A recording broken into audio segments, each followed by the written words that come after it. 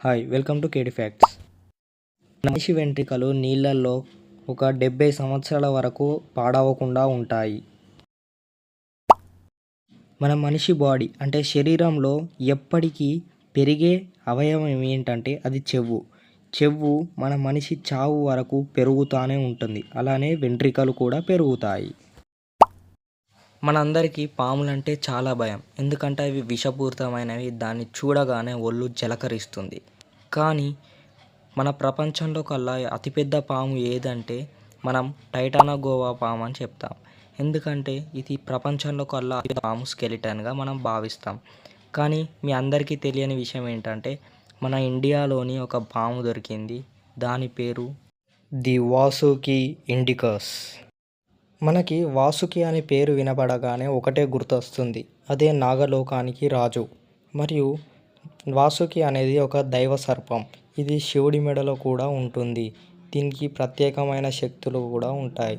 కానీ ఆ స్కెలిటన్కి వాసుకి పాముకి ఏంటి లింక్ అంటే దీని సైజు దాని సైజుకి కొన్ని మ్యాచ్ అయ్యాయి కాబట్టి దానికి ది వాసుకి ఇండికస్ అనే పేరు. మరి టైటానోబోవా పాముకి మరియు వాసుకి కంపారిజన్ ఏంటి? దీని అంగుళం వచ్చేసి మీటర్స్ అంటారు కదా, 10.9 to 15 మీటర్స్ దాకా ఉండేది. అంటే సుమారు 30 to 50 ఫీట్స్ ఉండేది. దీని ఏజ్ వచ్చేసి 47 మిలియన్ ఇయర్స్. అండ్ దీన్ని వెస్టర్న్ ఇండియాలోని గుజరాత్లో కోల్ మైన్స్లో కనుక్కున్నారు. ఇది కేవలం ఒక వెన్నుముక్క మాత్రమే దొరికింది. ఈ వెన్నుముక్క 20 ముక్కలు దొరికాయి. దీన్ని సైంటిఫిక్గా వాసుకి అని పెట్టారు. టైటానోబోవా వాసుకి కంటే చిన్న పామే, కాకపోతే ఇది ఫస్ట్ దొరికింది కాబట్టి వరల్డ్స్ లార్జెస్ట్ స్నేక్.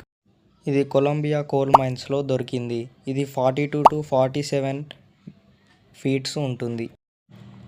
ఈ టైటానోబోవా పాము కనుక్కున్నది 2002లో, మన వాసుకి కనుక్కున్నది 2024లో. ఈ రెండు కోల్ మైన్స్లోనే దొరికాయి. మరియు ఈ టైటానోబోవా పామ్ ఏజ్ వచ్చేసి 60 మిలియన్ ఇయర్స్ ఎగో.